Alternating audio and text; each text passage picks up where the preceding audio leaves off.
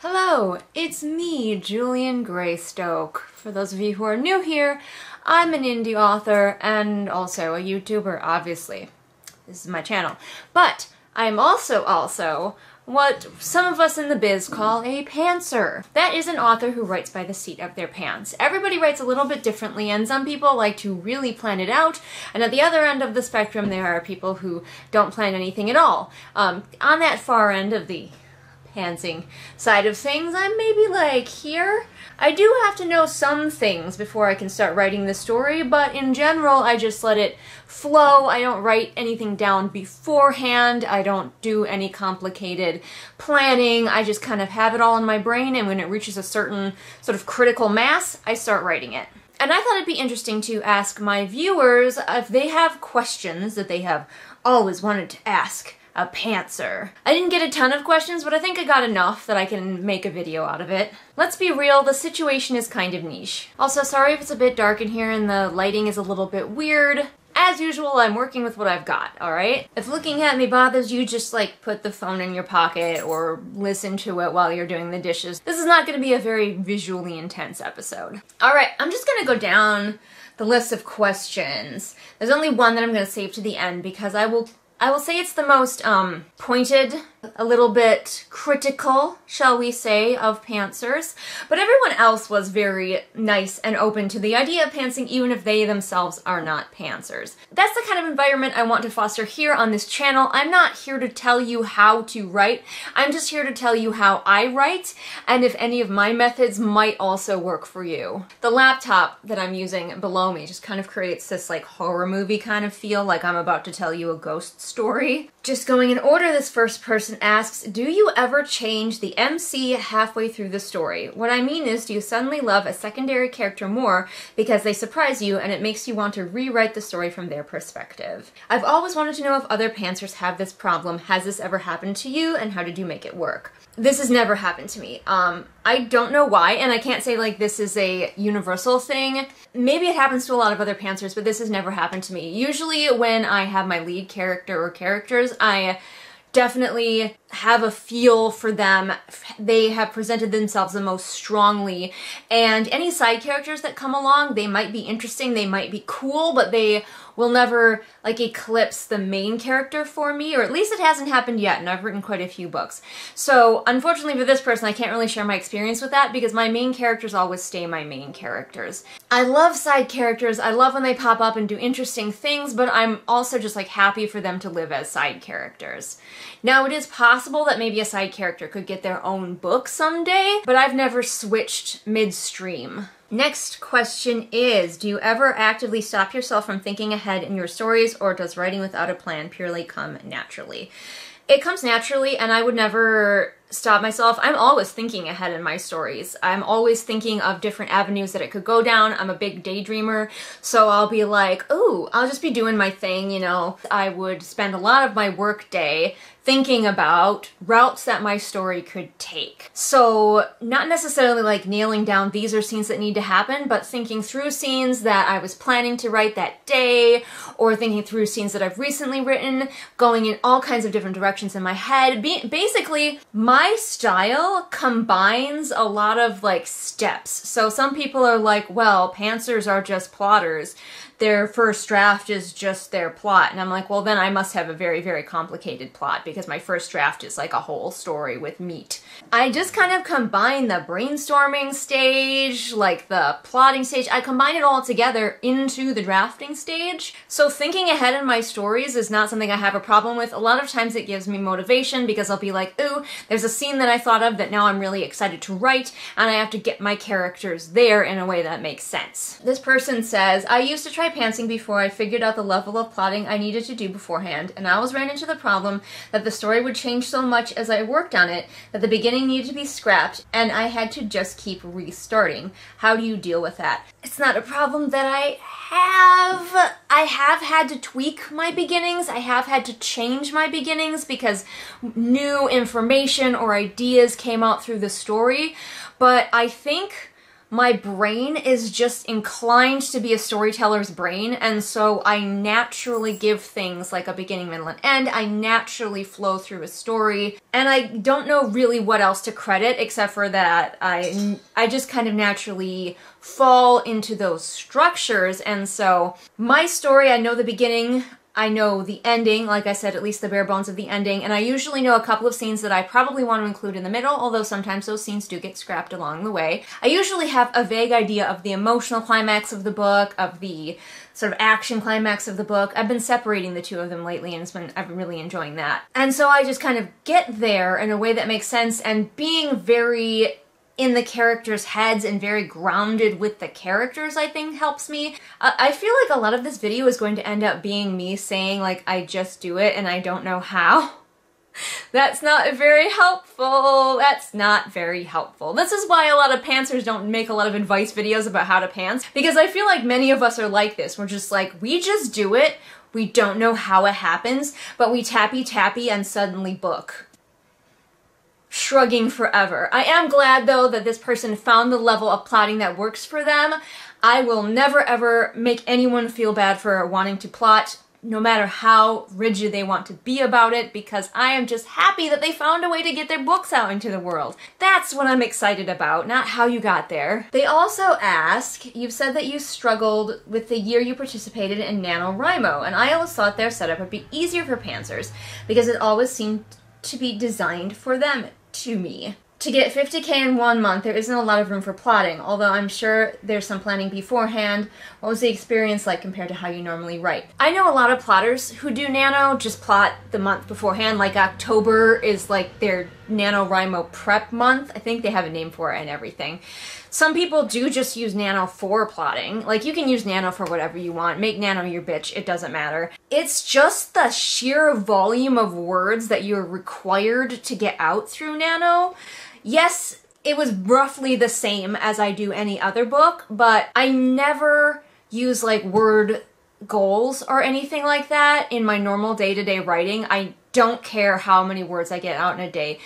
Hundreds of words or 10 words. I don't care as long as I get some words on the page. So that focus on you have to get out so many words really messed with my flow, and I just wasn't very happy with the book that came out afterwards, because sometimes I need to stop.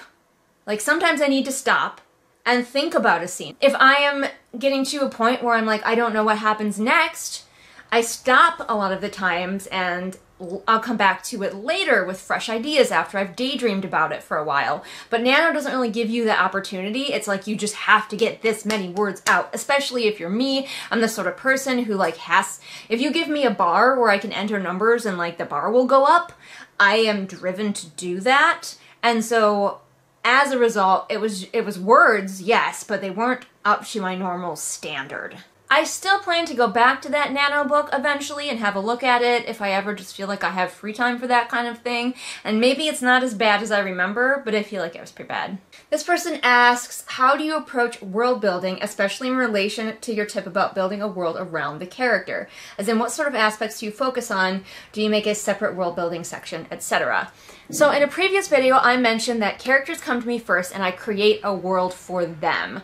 So, for example, in the Adventurer Mage series, that world was created specifically for Maeve and Valentine. I would have a really hard time writing any other characters in that world because that world is Maeve and Valentine's world. It's like I've sewn them a costume that is made specifically and only for them, and it will not fit anybody else in my brain. So world building. Now, I'm not going to sit here and say that I'm a master world builder. World building is still something that I am working on and getting better at. I am getting better. I'm getting noticeably better, but I'm not a master. I'm no Tolkien. I'm no whatever that dude's name was that wrote The Wheel of Time. I forget his name. Robert Jordan? Is it Robert Jordan? Anyway, I'm none of them. And that's just because world building to me is just not what my brain likes to get into. But I have been able to come at it, again, going along with the characters, from an angle of culture building. So if I have something especially like religion, then I go backwards. So I'm like, hey, this character mentioned something about the religion.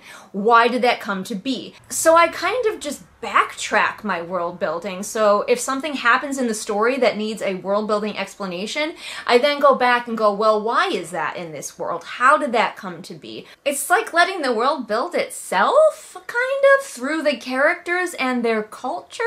I also keep the lens pretty tight. I'm not going to provide a lot of world building details that my characters either don't care about or don't know about. So a lot of fantasy authors will be telling you all of these things that are in this world that a lot of people really dig to find out about these things. But if my characters don't care about it and don't know about it, you're probably not going to find it out in my book either. Again, because my books are so character focused. If I can't find a good reason for my character to be thinking or talking about that world building aspect, that's probably just going to be a mystery to my readers as well, even if I know it myself. Thinking about it here, Julian from the future, think of it like a video game with fog of war on. As you go about in your world of the video game, you reveal more and more parts of the map, and the other parts of the map that maybe you just don't get to stay unrevealed. So that's kind of how I do my world building. It's fog of war. What's outside of the character's range of interest or expertise or knowledge, or what they discover throughout the plot of the story, remains behind the fog. And maybe some fans of really like high fantasy won't like my books because of that, and I guess that's okay. The next person says, I don't know if this fits with how you write specifically, but how do pantsers write without a plot? How does just vibes work? Like I said, I feel like us pantsers spend a lot of time going, how do that thing? We don't know, we just do it. We just do it. I wish I had a better explanation for you. I follow my characters, and then I, sort of acting as their DM, as though we were playing a complicated game of D&D, throw things at them and see what they do. Like I said though, I am not a complete vibes writer. I do tend to know my beginnings, some things in the middle, my emotional climax usually. I usually have a stronger idea of my emotional climax than my like action climax, but either way, finding out what those characters do when they hit those points. This next person asks, do you write your story in order or do you jump around scene to scene and connect them later? I write in order. I have to. My brain will not let me write out of order. I have to go bump, bump, bump, bump, bump. Now, sometimes I'll rearrange scenes after I write them. I've actually been doing that a lot in Adventure Mage 3 because I've got two characters in two different places. So it's really easy to go, oh, this doesn't work here. I'm going to grab the chapter from over here and put it over here. And it works because of the way that this particular story is structured. But I am not one of those authors who jumps around and then puts the scenes in order after that. That kind of thing baffles me and I don't know how you do it. I have mad respect for the people that can. Like, wow. That's wow. If you can do that and still get a cohesive book out of it at the end, like, I bow to you and your superior organizational abilities. But I gotta write in order, man. I'm a storyteller and stories beginning, middle, end. That's how my brain works. This person again asks, how do you tackle world building? We've already talked about that. I let the characters lead. Although I do keep a notebook. I do keep a notebook for all of my projects, and I sort of, again, reverse plot where if something comes up in the story that I need to remember, something to do with world building or anything, something I've named a character, what they look like, I then write it down in the notebook as I go so I can go back and check on it later and be like, what did I name that city? Oh yeah. And if I have anything specific, like how did that city get its name? Write that down too. This person asks, do you have endings in mind or does the ending surprise you? As we've discussed, I do have endings in mind, but it's more of a vague, like this is what is going to happen to the characters at the end, and then I let the characters figure out how they solve it. The next question is, how do you tackle editing after a draft is written? A lot of people think that pantsers edit more, and quite frankly, I have not done the studies to prove that this is a fact.